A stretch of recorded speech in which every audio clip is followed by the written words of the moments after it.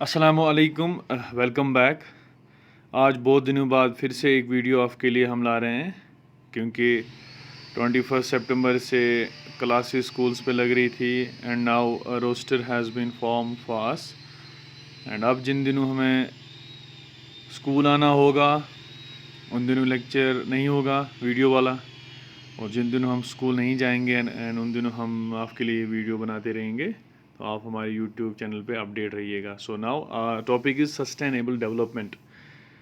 पिछले 10-15 दिनों से हम यही चीज़ पढ़ रहे हैं कि रिसोर्सेज क्या होते हैं, कैसे हम रिसोर्सेज की यूटिलाइजेशन कर सकते हैं। हमने बहुत सारे टाइप्स के रिसोर्सेज पढ़े, natural, man made, renewable, non renewable, exhaustible, inexhaustible. क्या चीज़ हम कर सकते हैं एनवायरनमेंट को हेल्दी रखने के लिए, ठीक है। और उसी रिलेटेड है सस्टेनेबल डेवलपमेंट, ठीक है। सस्टेनेबल डेवलपमेंट से पहले आपको कुछ चीज़ें दिमाग में रखना है कि जो हम डिस्कस करते आ रहे हैं कंटिन्यू, हमने यही चीज़ डिस्कस किया है कि जो हमारे पास रिसोर्सेज है दैट आर लिमिटेड, जो रिसोर्सेज है वो लिमिटेड है, और हमारी जो वांट्स है वो अनलिमिटेड है। अब इन दोनों के बीच में हमें एक मुतवाज़न करना है, हमें एक ऑप्टिमम यूज़ करना है। हमारी वांट्स अनलिमिटेड है, हमारे रिसोर्सेज लिमिटेड है, तो हमें क्या करना है, रिसोर्सेज का ऑप्टिमम यूज़ करना है।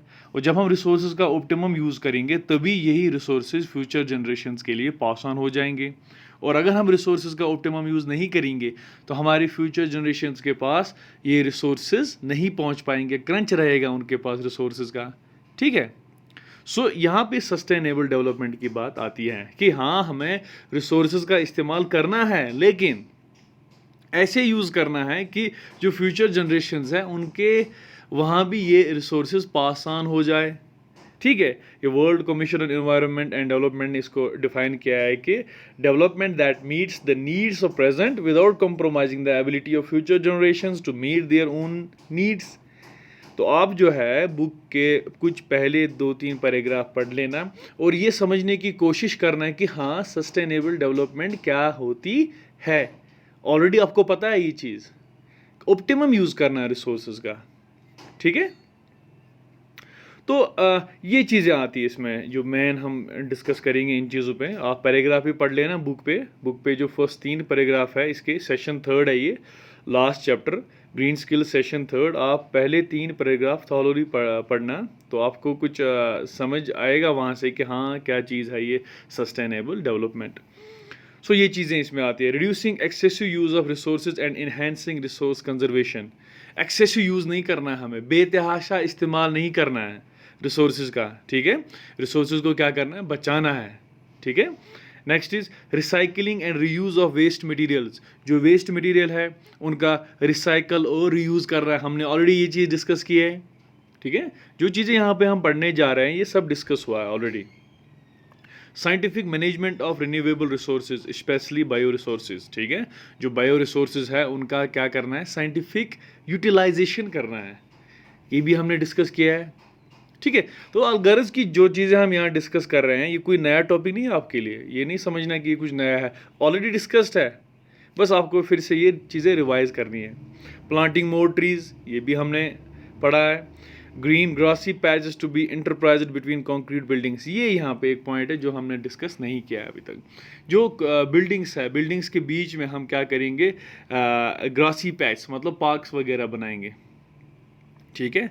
Green grassy patch to be interspersed between concrete buildings. अगर हमारे पास कहीं पे बिल्डिंग्स है, सीरीज ऑफ बिल्डिंग्स है, उन बिल्डिंग्स के बीच में हम ग्रीन ग्रासी पैचेस बनाएंगे। ग्रासी पैच का मतलब है अगर एक बिल्डिंग है और नेक्स्ट दूसरी, अगर this is one building and this is second building, इन दो बिल्डिंग्स के बीच में जो ये पैच बनेगा, ठीक है, इसको हम ग्रासी बनाएंगे ताकि एनवायरनमेंट फ्रेंडली, ये भी चीज़ है एनवायरनमेंट फ्रेंडली।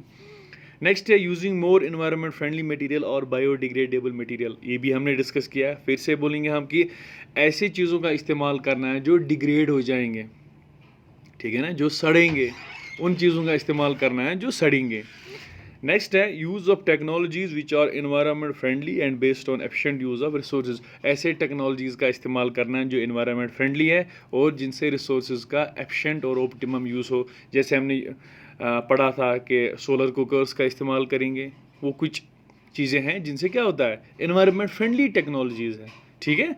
सो इसमें आप और चीज़ें भी ऐड कर सकते हो। क्लास में हम डिस्कस करते हैं, यूजुअली हम एक ग्रुप डिस्कशन से ये चीज़ें पढ़ते हैं, तो आज हम स्कूल में नहीं है, सो आप ये चीज़ें अपने अपने आप में भी ऐड कर लेंगे कुछ चीज़ें, हाँ किन चीज़ों से सस्टेनेबल डेवलपमेंट हम अचीव कर सकते हैं। ठीक है, thank you, stay home, stay safe.